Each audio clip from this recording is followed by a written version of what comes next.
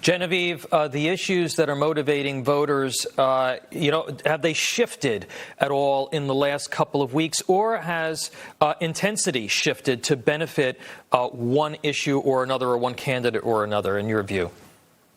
Well, I mean, the issues change every day. The news cycle is so fast, it consistently changes. So, what had been such a hot topic over the summer, law and order, unrest in our community, seemed to kind of take a back seat. But then we had Philadelphia happen, and all of a sudden that's back in the news and back in the minds of voters. So I think every day it's kind of a shifting cycle. And I think what's important for the president to think about, and I think that's what he's doing in his rallies, is, as Ron just said, very few truly undecided people are out there. I think what's undecided is, will I actually go out and vote on Election Day if I haven't already done so? It's not necessarily which candidate am I going to be for, but am I going to go fill in that circle, pull that lever? And I think the president in these closing days, and he's been doing this now for the last few weeks, that's what these rallies are about. That's what this, push it, the metal to the pedal on the ground is about in the last few weeks of this campaign.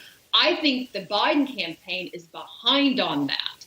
And the other side of the rallies, it gives you a chance to respond in the news cycle in a way that just holding a press conference quickly doesn't.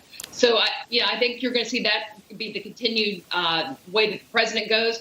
We'll see if Biden decides to put more of himself out there, along with Kamala Harris, in the last few days. Yeah, I think that's one of the reasons, Genevieve, that we're seeing even a shift starting to talk about immigration again in these last couple of days, because it is about driving turnout and driving as many Republicans, as many base Republicans out to vote. Ron, the president and the vice president, they're going to be doing about 14 events this weekend, just the two of them. Biden is actually traveling as well. What does the schedule in these final days tell us about the internal polling of these campaigns and really what's happening behind the scenes, what they're concerned about? Yeah, no, that's an excellent question. Trump is in Pennsylvania today, making 4 stops in Reading, Butler, Bucks County, and Montoursville. That tells you that the president knows that if he can just win Florida and Pennsylvania, he's going to get way over 270.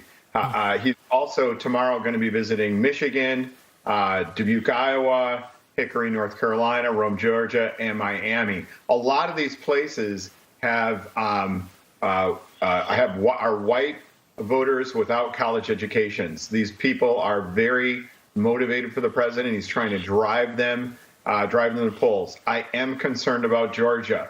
That is a very tight.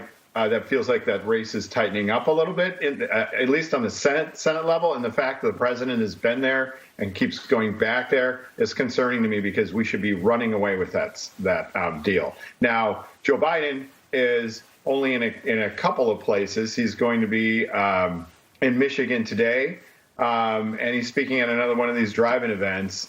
I think you're not going to see Joe Biden a whole lot. He's relying on his surrogates. He's relying on President Obama.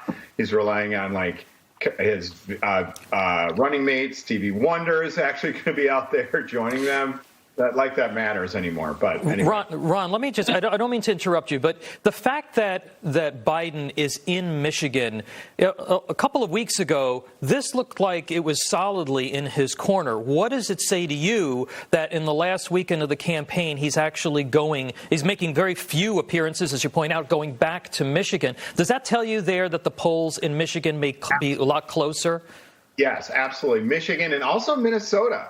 The fact that just in Minnesota, that is just really eye-opening to us. I mean, the president barely lost that in 2016. The fact that there was the riots happened in Minneapolis, I think, really hurt Democrats. Yeah. In Michigan, no doubt. I mean, the president's ending his campaign in Grand Rapids, Michigan, too, because that's what he did in 2016, and he's superstitious. Right. He wants to drag that state across the line as well.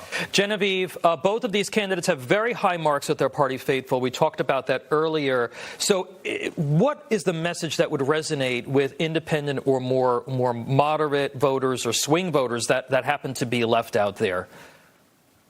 Well, I think some of what you talked about kind of in your commentary before we came on, which is what kind of America do you want to live in? What kind of America do you want to work in? What kind of America do you want to raise your family in? And I think when you very clearly ask those questions, these two candidates offer two very different visions of what America will look like. Do you want to be in a more open society, or do you want to be one that we're constantly going back into lockdown? I mean, people, if you remember, the economy pre-COVID was doing fantastic for every single sector of the American economy. Mm-hmm. We're seeing it beginning again to really boom and come back. I think the president has to keep reminding people of what kind of country do they want to live in. It's not about him. It's about the different policies. And so as much as he can, I would suggest he focus on those policies. And then Biden, on the other side, he's got to paint what kind of America does he want to present for people. I think that's where independent voters need to think about, not do I want to look at Trump every day for the next 4 years or look at Joe Biden, but what kind of policies are going to make a difference in my life and the people I care about. Ron.